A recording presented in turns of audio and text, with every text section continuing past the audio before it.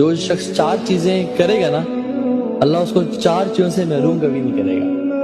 You do 4, اللہ تعالیٰ آپ کو 4 چیزوں سے محروم کبھی نہیں کریں گے. نمبر 1, تم دعا کرو, اللہ تعالیٰ تمہیں دعا قبولی سے محروم کبھی نہیں کرے گا. کیا بات ہے.